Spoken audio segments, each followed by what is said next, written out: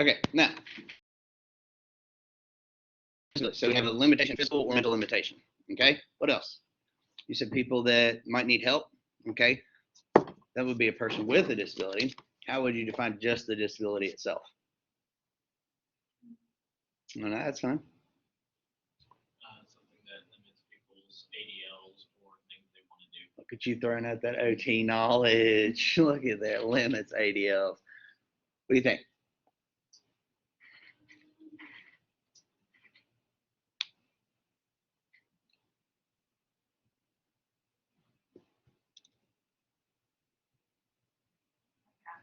Sure, you can pass this time, but you've used yours for the entire year, so congratulations. Maggie.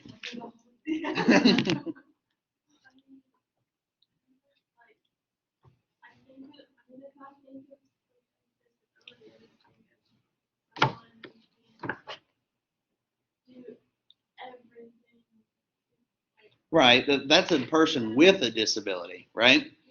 Um, Lindsay just kind of nailed it on the head right off the bat. So there wasn't a lot of room to go from there. It's a physical or physical or mental limitation. Okay.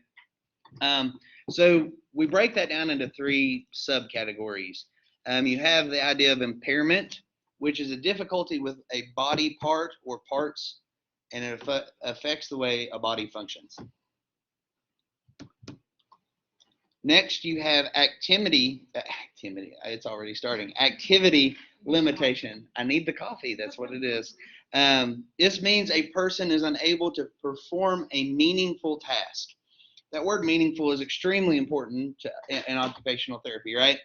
Purposeful, meaningful, these kind of things is what builds occupational therapy, makes us different from other professions. And last is participation restriction. This means a person is unable to be involved in specific life situations. So, for example, an activity limitation, a meaningful task might be if they really they're unable to cook, or they're unable to, do the laundry, something that was meaningful to them that they were able to take care of. Participation would be like a life situation. They're unable, because of their disability, to attend their child's college graduation or something like that. What population do you think has the highest rate of disabilities? Older people would probably be the most, right? What age would you consider old? Elderly. What is that age? I know as I get older, the age continues to climb, right? Like everybody tells you that. The older I get, the younger, 50 is. I'm not 50, God bless me. But so your elderly population is going to be your more, widespread of the disabilities. Does that mean that we're unable to help these people achieve certain things with participation restriction and activity limitation? No, that's where we come in. So we're going to ask them, and they're going to say, wow, I really can't attend my granddaughter's graduation. I'd really like to be able to do that. So our treatment intervention should be geared toward what she just told me. We need to find out what the disability is. Is it lack of ambulation? Is there not accessible entrances to where the graduation will be? Does she feel like she's just going to get weak or lightheaded, like she doesn't feel like she can do it, and she really needs convincing, a little bit of training in order to get to that point? You're going to hear me say a lot throughout both semesters that you need to find what the underlying cause is. We don't come in and treat a disability per se, we treat the person. One common diagnosis that we work with is COPD patients, and they're one of my favorites to work with because they believe most of the time that they really can't do anything. They're always going to be out of breath. They're always going to be limited. They can't go and enjoy life, but that's not true. You just have to learn how to do things in a new way or a new light. Does anybody know what the ADA is or heard of the ADA before? It's a piece of legislation, if that helps. Right. The Americans with Disability Act. So this ensures that people with disabilities have equal access to public and commercial spaces and equal opportunities in employment, school, transportation, and legal protection from discrimination. Why do you think that was such a monumental piece of legislation?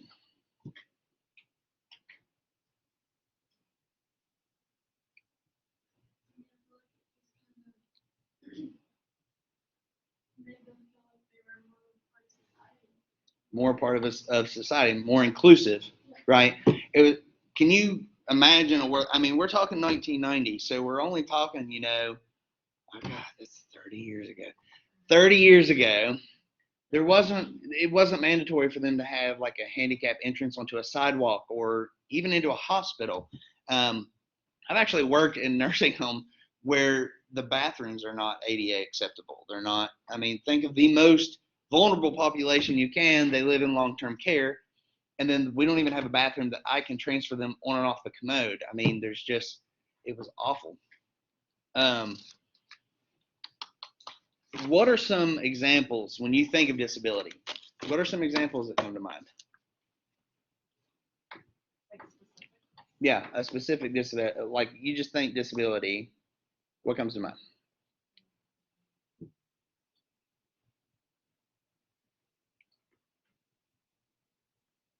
There's no wrong answer. Deafness. Okay. What else? Down syndrome. Okay. Autism spectrum disorder. Maybe like a stroke patient. Just a stroke. Yeah. Okay. My DHHR girl's back there. Amputation. Amputation. That's good. Yeah. Mental health. Mental health. There's a bunch that goes into mental health, right? And we have a whole class dedicated to it. Blindness. Right.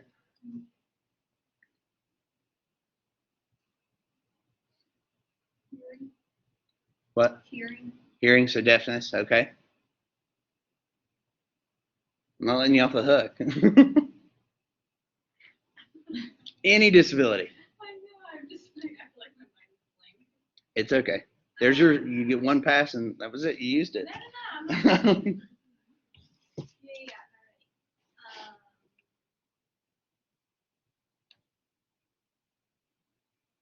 We're going to pause for dramatic effect. Injury. An injury. Okay. I'll take that. Disability is an injury. Okay. That works. My point in telling you this is just because somebody has a disability, there's lots of different levels of it. There's very, very severe. I mean, we heard blindness, deafness, and those aren't severe to a lot of people, people are born that way. I mean, your dog was born that way, quality of life is what we're worried about. Okay. That's a very important term I want you to remember. Quality of life. Okay. That's what our end goal is in therapy. When you're working with somebody with any kind of disability is what is their quality of life. Okay. We want to reach their max potential with quality of life. All right, so let's talk a little bit about the evolution of occupational therapy. I'm going to just kind of briefly touch on these because you guys have a whole class dedicated to the evolution. That's 201.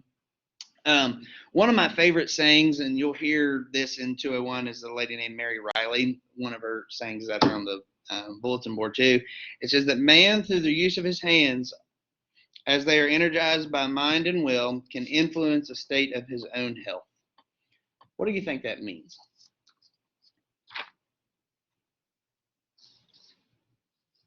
Let me read it again. Okay. That man, through the use of his hands, as they are energized by mind and will, can influence the state of his own health.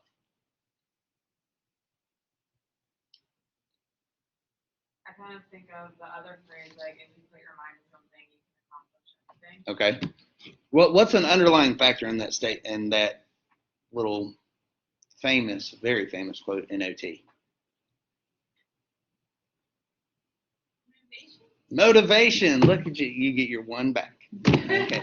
Motivation is huge with OT. That's 90% of our job is motivating a patient. Now, we do that by way of re-energizing them by occupation, right? Finding out what is important to them and finding a way for them to do what they're passionate about again, or what's important to them again. Again, OT started out in which setting? I mentioned this, I think, yesterday. and mental health. Right around World War II. Yeah, World War II. They or World War One. Sorry. We expanded a lot during that time period and really broke away from the different therapies of the world and made our own profession. Like I said, you guys are going to talk all about that in 201, so I don't want to get ahead of her on that one. All right, so let's talk about some models of practice. This is pretty much what's going to mold the way you do things and the way that you come up with interventions. This one is probably the biggest one. You'll hear it 100 times. It's MOHO, the model of human occupation. It focuses on understanding and developing a person's occupational identity. This is all coming from your book as well, okay? As well as the ability to participate in occupational routines and roles.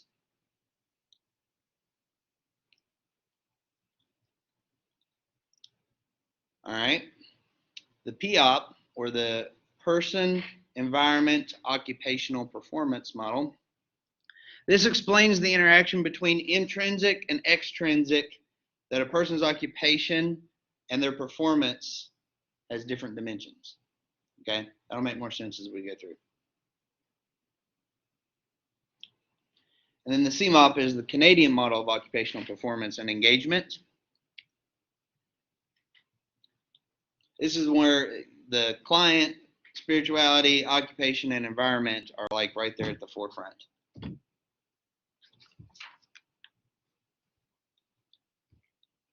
Okay, and you're going to talk a lot about those specifically in 202 as well. A lot of in-depth on all of them. Any questions? Cool. All right. So your frame of reference. A frame of reference helps the practitioner focus specifically on addressing the underlying causes that limit occupation. Oftentimes you're going to use more than one. So more than one, I'm going to go through probably about 8 of them today. It's going to help you decide what is really limiting this person on doing this activity or participating in this I don't want to say activity again, but whatever, what is really not letting them do what they want to do. Okay. This is going to be what your knowledge assessment and stuff is on today too, these frames of reference. All right, so here's some examples. You have the biomechanical frame of reference. It is used with, your classic like sports injuries kind of thing. This is your range of motion, your strengthening, those kind of ideas is how I like to think about it. Remediation of orthopedic conditions that will improve.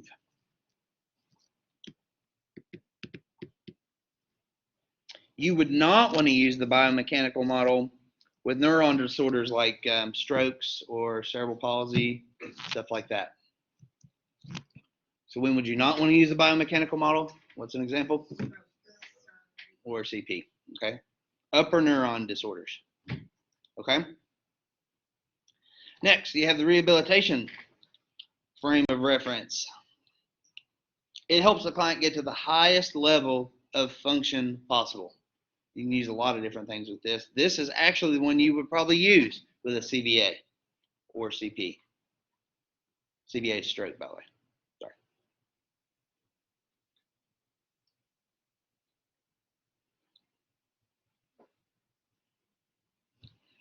Next is the multi-context treatment approach.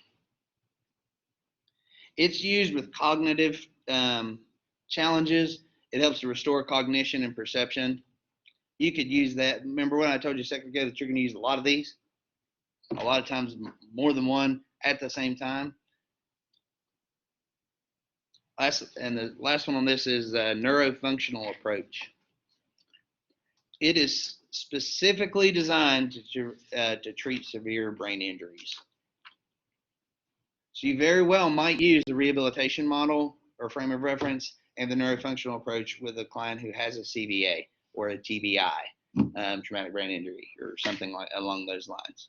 You probably and most likely will use those both. Okay. What you have to ask yourself This is going to help back up that idea where I told you about the different types of research and stuff from yesterday. This is going to help back up. These are proven frames of reference for your interventions. So somebody would say, in an unlikely circumstance, what frame of reference are you using with this client? Like, oh, I'm using the biomechanical model, and this is why. Or I'm using, the rehabilitation frame of reference, and this is why. These are really good to know. These actually even ask when you guys go on field work. I ask your field work supervisor, which frame of reference are you using, to teach the student? And you should be asking as well, like, what frame of reference do you use? Now, some of them have been out of school for quite a long time and be like, what are you talking about? Like, it's just second nature to them. But it's good when you go out on these field works and stuff and you're interacting with these clinicians that you're, helping. Hey, oh, I remember that. Yeah, let me look into that because it just kind of helps strengthen their profession. Any question on those 4? Am I going too fast? Are we good? Good speed? Too fast? What is number 3 again? The multi-context approach? Yeah. That one is used with cognitive and perceptual challenges. So I don't want to say speech therapy, but that's kind of the way I want you to think about it. We're not speech therapists. I'm going to talk about that in just a second, but kind of that idea of using something like you go into a stroke patient and you want them to get orientated to where they're at, because a lot of times they have a lot of confusion, especially right after a stroke. You might put a board up in the room that has, like, you ever seen them in hospitals, says, this is your nurse's name, this is your doctor, you are at, Charleston Area Memorial Hospital, those kind of things. That would be under that approach. Does that make sense? Cool. Am I going too fast? You guys tell me, or I'll talk fast all semester. We're good? Cool. All right, let's go over a few more here. You have the behavioral and cognitive behavioral approach. Behavioral is used with developmental disabilities and brain injuries. Cognitive is used with a cognitive decline. Probably something more along the lines of dementia, stuff like that, with a cognitive decline, or just somebody who is telling you, I'm having trouble remembering things, or something like that.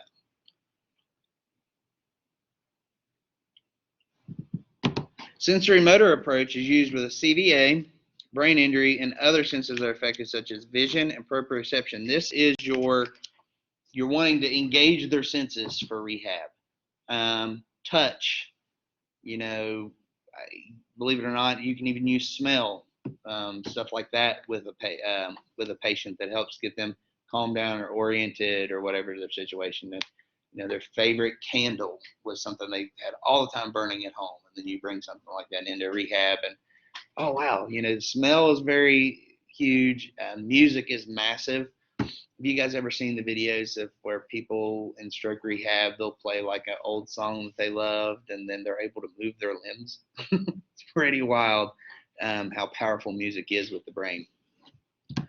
Next is the motor learning approach. This is used with this with sensory, and it is more focused on normal movement after neurological damage. There's different pathways and things that you'd want to move a limb in order to do that. We'll talk about those.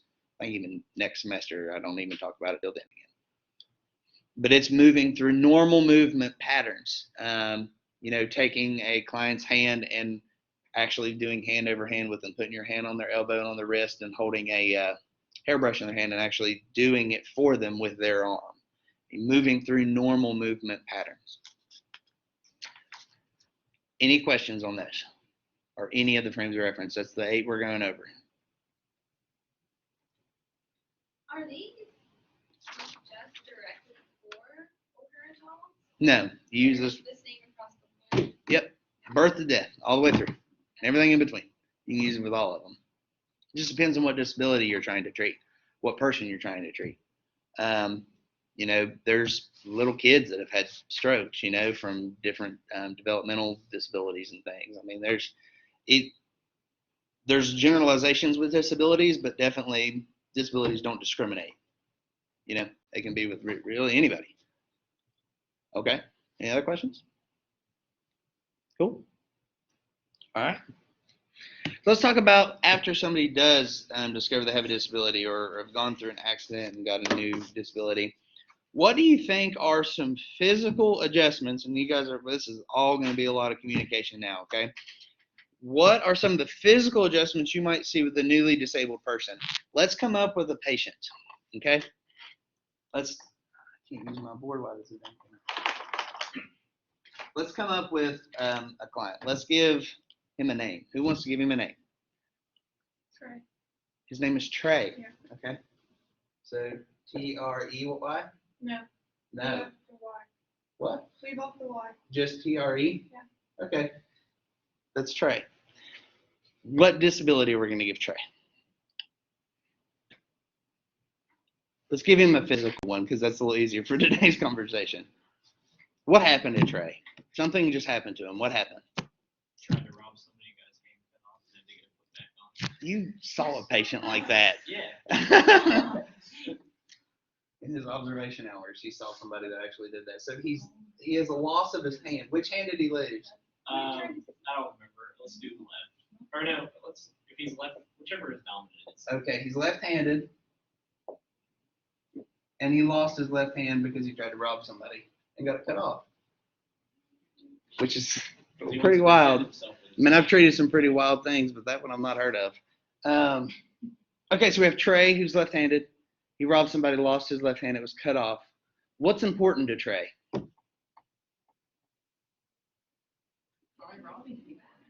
Not robbing. Grabbing. We're not teaching him that. What? Grabbing stuff. That's not a specific occupation.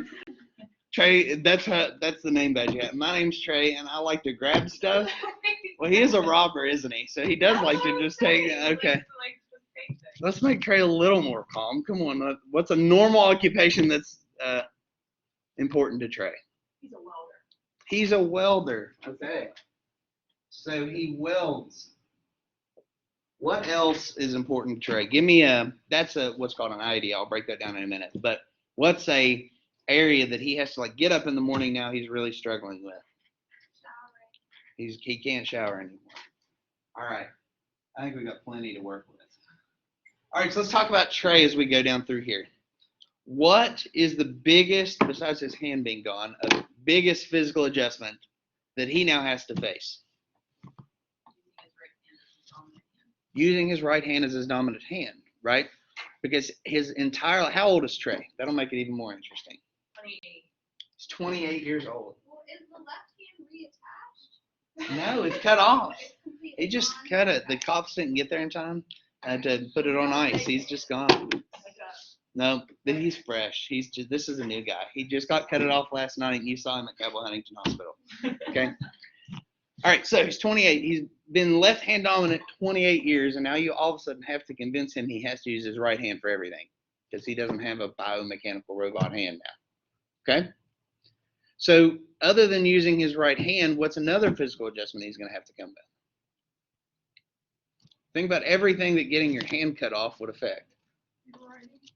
His writing. He's going to have to learn how to write with his non-dominant hand. That's super hard, right? You ever tried to write with your non-dominant hand? It's crazy hard. Always looks terrible. Mine's not even legible with my dominant hand. All right, some psychological and emotional adjustments. Think about you just lost your hand and your dominant hand at that. What are some more psychological things you're going to go through? Well, just the look of it in general. Yeah, the look. I mean, think you're walking around and you don't have a hand. And if you were probably on the news because your picture's up there, you tried to rob somebody, probably people are going to know you now. So think about that psychologicalness of it. Like people know that you tried to rob somebody, got your hand cut off. They probably don't have a lot of remorse for you, right? Think about how you as the therapist now, you knew this guy was trying to rob somebody, kind of deserved to have his hand, get what you get. You shouldn't do that. Now you can't go in with that approach. He's your patient. You have to help portray, even if it was kind of his fault. If he got arrested, would the state pay for him to get OT? Like if he was in jail, would we go treat him right? We have OTs in jail systems, not any in West Virginia currently. Do they do stuff like that? Or They'll take him to appointments like if he would go to an outpatient clinic or they would treat him in the hospital. He got his hand cut off. He's going to be there for a minute. Yeah. Right. So he's probably not in a lot of risk of robbing anybody else right now. Probably going to leave him. All right. So besides the psychological and emotional, now the social adjustment of it. You know, he can't go to his other robbing buddies and be like, I'm back, because you know he's lost that left hand. You know, he's like, I'm kind of out of the business now. He's got to think of something new. This is a weird patient y'all came up with. This is good. Can he weld one-handed? Can he weld one-handed? Maybe. Can he? You said he was a welder. I feel like he's gonna have to learn. He's gonna have to learn it. His other hand, I guess, like. Right. He probably used his right hand to hold whatever he was welding. Now he's got to kind of either have somebody do it for him, or we're gonna have to find a totally new way to do it. Right. Or they may not let him because of safety. Yeah. They might not let him because of safety. That would actually be discrimination, though. If he's a welder, now they might fire him because he got arrested for robbery. Yeah. But in this scenario, he didn't. He's back at his job. And, you know, they're actually not allowed with that new disability. They got to have to find a new position or find a way for him to do it, right? Yeah. Or they're discriminating against somebody with a disability. Again, back to the social adjustment of it, you mentioned like people are going to look and stare. Let's take Trey out of the picture for a minute. Like, think about how people might feel that are newly disabled that have to be in a wheelchair. You know, never been in a wheelchair their whole life, and now they're, you know, walking or rolling around at Walmart, you know, in a wheelchair. People are staring. They're not used to something like that, right? It's very life-changing for somebody when they have a new disability that they're not used to dealing with. That's kind of the whole point of this slide, is just letting you know, like, there's a lot that goes into a disability. That's why we're different. When, you know, other people are going to come in, you know, across all health professions, and they're going to treat, you know, how do we just make that better? We need to help heal him inside and out. He's lost his whole sense of who he is and his occupation, and everything about him is a totally different life now than what it was before. That's why we're important, you know. If he didn't have occupational therapy services in this, think how much he's going to miss out and how much he's going to just have to figure out on his own and have no help in doing so. Changing of a role and a routine. Does anybody know what a role and a routine is and what the difference is? What do you think a role might be for somebody? A dad. Okay. Does Trey have kids? We'll say he does for the sake of this. Trey has one kid. What do you think a routine would be that's different from? So his role is he's a father. What's a routine that he does? He picks a kid up every day. Okay, now is Trey able to drive with one hand? Is that going to be different? Maybe he has a stick shift and he can't do both, you know? That can be effective. What about a financial adjustment? I mean, apparently his primary source of income was robbing people. But, you know, not only that, he can't weld either. His backup plan is also not working. There's a lot of financial adjustment that goes through there. And those are conversations you're going to have with people when they have a new disability, is finding that sense of occupation. Now they have to provide for their family as well, in a lot of instances. Or they're worried about, you know, their medical bills with a disability. You might have to have a meeting with a social worker and say, I need help getting signed up for these programs with this client because this is the situation. You're really the key that's going to learn the most about a client. You're spending the most time with them, find out what's important to them, find out what their new struggles are. And you are not going to be the person that signs them up for, you know, state insurance or whatever it be, whatever program would be there to help them.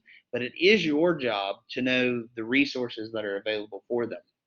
So you might go and say, hey, I would like to check on this client being able to apply for Medicaid. This is the situation. You know, now he has loss of income.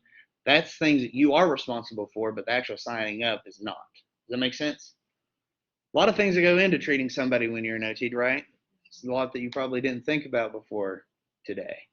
A disability is a life-altering event. That's the big point, okay? All right, so the role of the occupational therapy assistant. I'm going to say this again. We are not assistants to the occupational therapist. We're independent, but under the supervision of a occupational therapist, okay? We can't do anything without clearing it with them, but we do interventions that meet their goals. For example, you may have a goal for the client to be able to don their shirt, put on their shirt independently within 4 weeks, okay? As long as your interventions are going toward that goal, whether it be a range of motion or practicing putting on a shirt or whatever, that's your choice, okay? You don't have to call and say, hey, can I teach the client to put on a t-shirt today? That's not how it works. You are independent with what your intervention is. as long as it's going toward the goal. Now, if you have questions, if you're going to do a little bit more risky intervention, like can I do E-stim or ultrasound or something on this client, there's other things that you go through, but in general, the intervention is your ideas.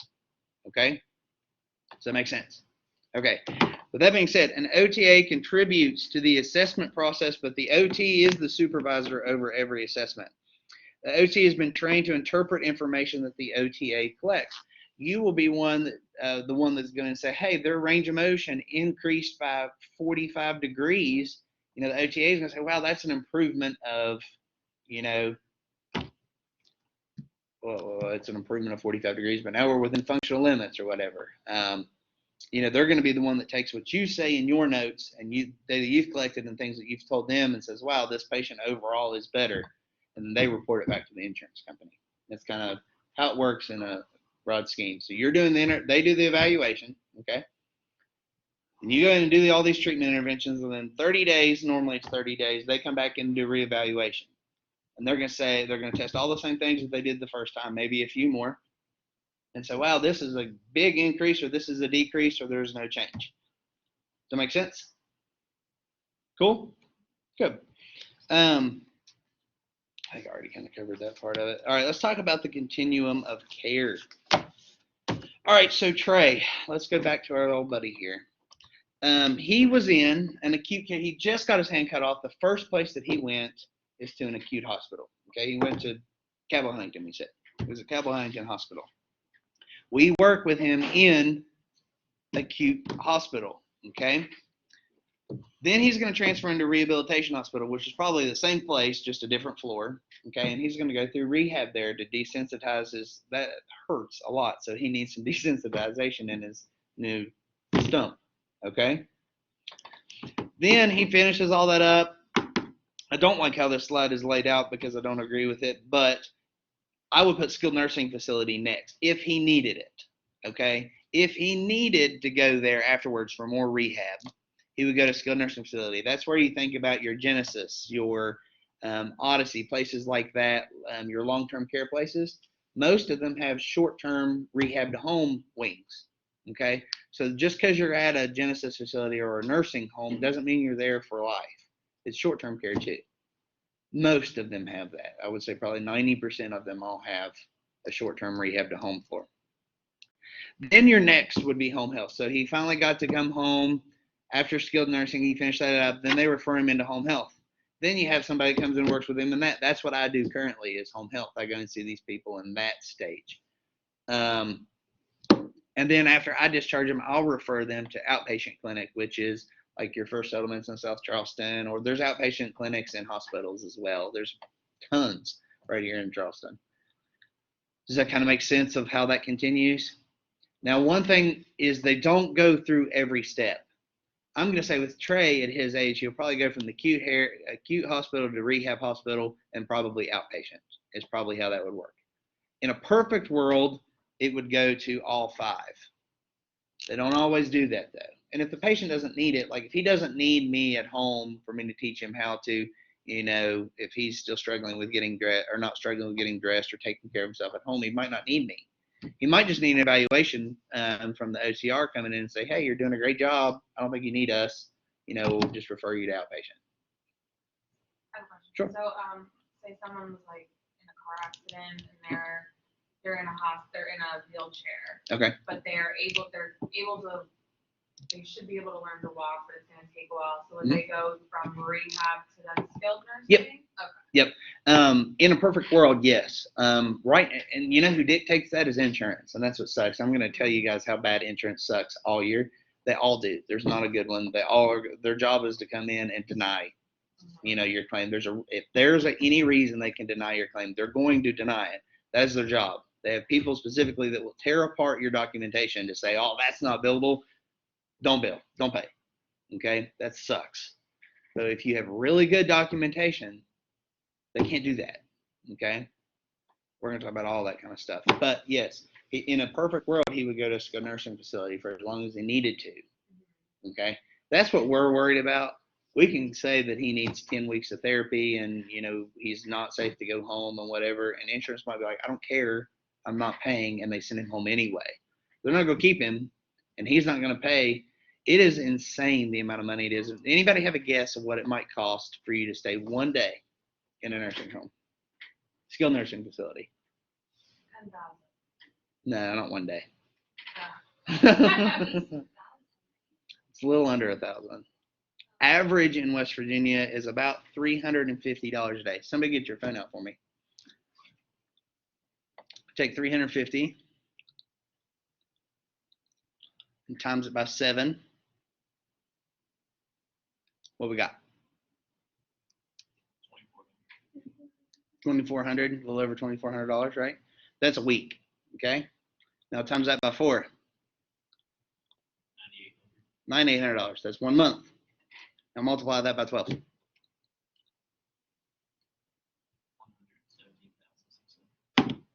That's rent for 1 year in a nursing home.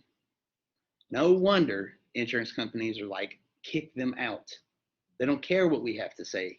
You know, their goal, they're going to say, oh, we're all about the patient. We're all about that. No, they're all about money. Okay. And where does that stand? I mean, you're talking, think of how nice of a hotel you can stay in for $350 a day. You know, you have room service and everything, $350, that'll get you a nice place, right? That's almost beachfront kind of stuff. It's crazy when you start thinking about these prices. But that's what limits these people. Now, if you have people that are private paying and can afford that kind of stuff, fine. But a lot of people will come in, you know, they'll have a little bit of savings, especially in this area. They'll come in nursing home, have a little bit of savings. They have to stay in long-term care for a little bit. They drain it. Then they have to take out a mortgage on the house and all this other stuff. And, you know, they end up losing most of their belongings to nursing homes. This is why families are constantly fighting the battle of, I want to bring them home. It's not just an emotional thing, it's a financial thing. They're literally losing, they're taking away all these people's money that they've had all year or their whole life. And spending, I mean, nobody should ever have to pay $300 and some odd dollars a day for a bed, basic rehab, and meals. You know, it's very, very expensive, but it's kind of the system that we're living in. In every setting, though, I wanted you to remember all of your interventions should always be client-centered and occupation-based. Okay? Client-centered, occupation-based. Any questions on anything I just talked about? Yes? No? We good? All right, cool. All right, so client and family training and education. What's the difference between education and training?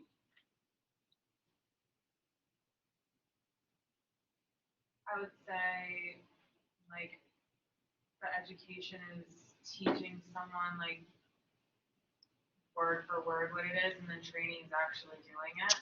Right on, hit the nail right on the head. Great job. That's exactly what it is. Education is just providing knowledge. Training is actually teaching a skill. Why do you think we do both? But why do you think training is so much more important than just education? For safety. Safety reasons. You know, if they're going to try to bring their mother home that's been in long-term care, but she can't transfer on and off the commode, okay, you can give her a handout all day. You can, you know, show her all day. You can talk to her about how to do it all day, but until she is actually doing it, you know, it's so much better for her to come in and practice when there's other skilled clinicians and things with her. When she takes her mom home, it's probably only going to be her, maybe one other person. You know, you don't want them to be able to struggle. You need to understand at their home what's going on. I'm talking from a skilled nursing or hospital point of view right now. You need to understand what their house looks like. Do they have 5 stairs to get into their house? Is there a lift just to go over the door? Are the hallways too narrow for a wheelchair to get in and out? How about the door frames? Are those too narrow? Do they have room that they can transfer on and off the commode with help in their bathroom? Lots of questions, right?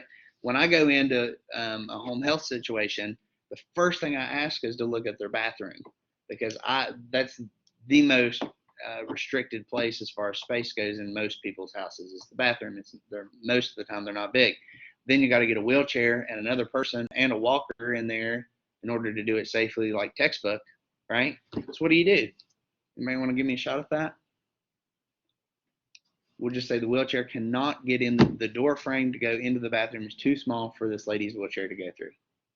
So what does she have to be able to do in order to go home safely with your recommendation? She has to be able to. She has to walk. So what's your next question?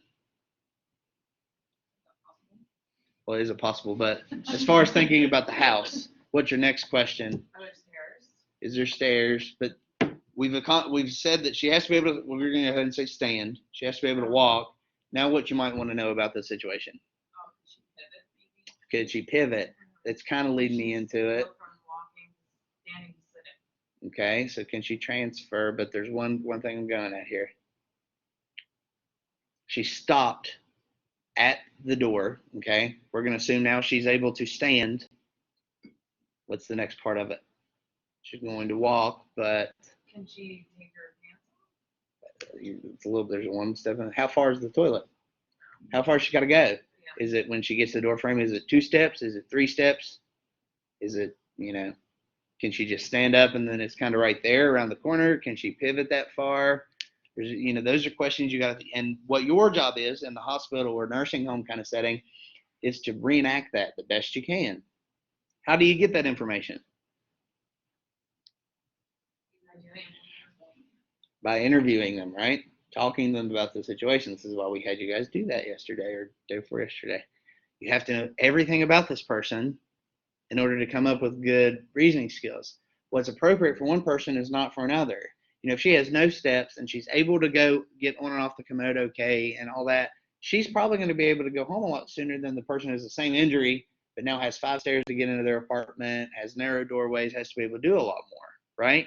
And you can safely say she can go home with help in that scenario because she has the ability to maneuver what she needs to do to go home.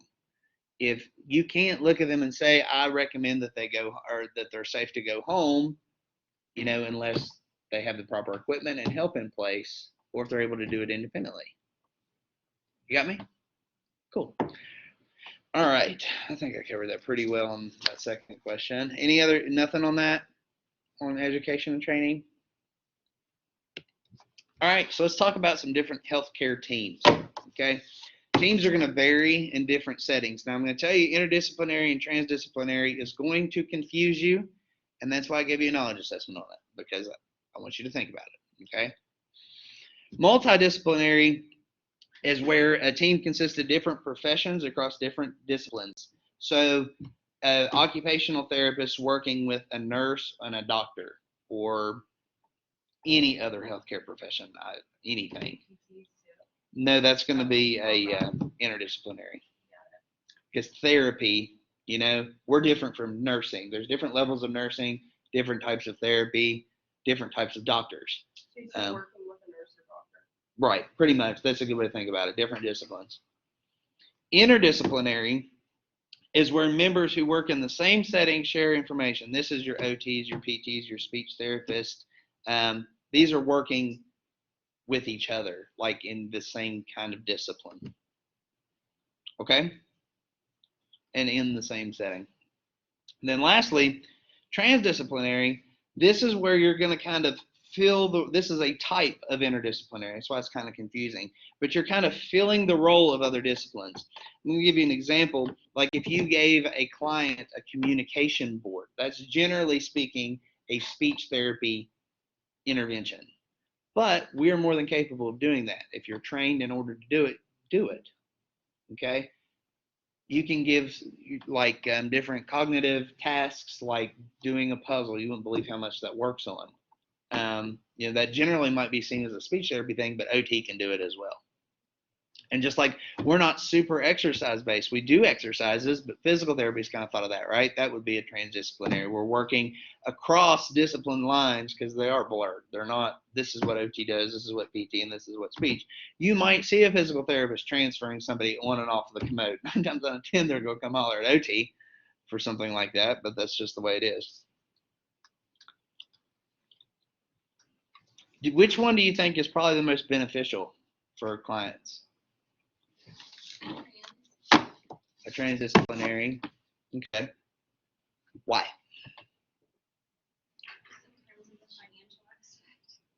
Yeah, that's a great point. I didn't even think about that. Like a financial aspect, they don't have to pay for multiple services. That's a good point. Very good point. What else? What one of these would you think is? I would say inner, just because you have every type of therapy.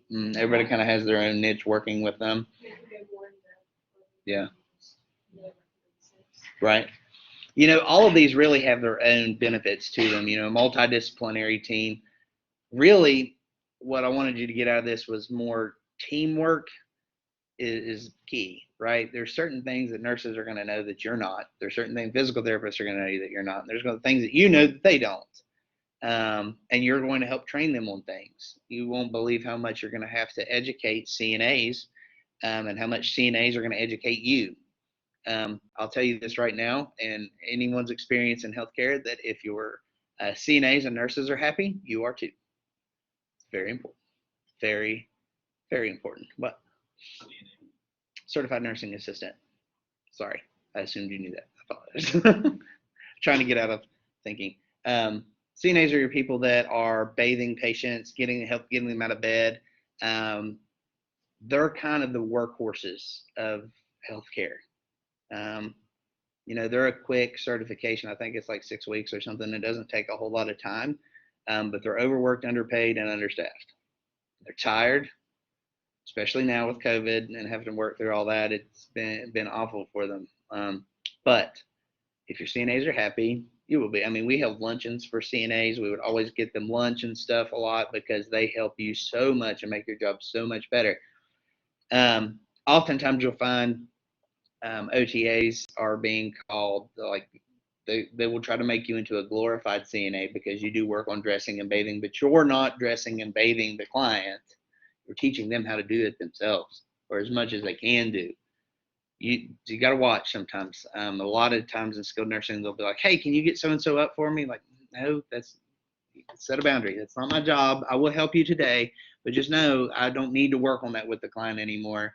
They're at where they need to be for right now. I need to work on other things with them in the gym. Okay. All right. So that's the end of the lecture. Let's talk about this knowledge assessment. You have an occupational therapy assistant who is working with a young veteran who lost her right arm but should regain function in her left arm. She wants to be able to care for her young daughter. Choose 2 frames of reference that might apply in this situation, and why did you choose these answers? Okay, this should be 3 or 4 sentences with your answers. I will tell you that if you don't put the question in your Word doc, this is how I want it turned in. Okay, on the Word doc, you put your name, the class, which is OTA 204, and the date. Okay, because you guys are going to be turning in so much stuff, it's so much easier for me to keep track of it. Okay. So your name. Yep. Name, what class, and the date. We'll tell you this too, by the way. To sign your name now. When you put your name on your papers, you put your name and then OTA/S. That's occupational therapy assistant student. Okay. All of your papers, all of your assignments. Yep. Everything you turn in from this point forward for any of our classes, that's how it should be done. You put your name, then OTA/S. Okay. I'll give you guys a couple weeks to make sure you get that down, but after that, it's kind of a thing where it's mandatory. Okay. And you turn it in Word doc form. Do you want us to copy like this? Yep. You can just that's what I recommend. Just go through, and that's what I was about to say next is go through, and your question and your answer has to be on the thing. So when you type the whole question, I recommend just copy and pasting it over, then type your answer. Same thing with this next. There's 2 questions here. Okay. As long as the question and I know what your answer is, we're good. Cool. All right. The last one is an occupational therapy assistant is doing home health in a rural community. She is working with an 80-year-old man who had a stroke. At each visit, she encourages him to use certain words to ask for things he wants. What team model might this represent? Multidisciplinary, interdisciplinary, transdisciplinary? Don't answer now. We'll talk. I always will review this in the next class. So Monday morning, we'll talk about it. Okay. Any questions? And this is due at midnight? Yep. These are the ones that stay after class and do. It's, it's just easier so you don't forget it. Because the majority of points lost in this program are from forgotten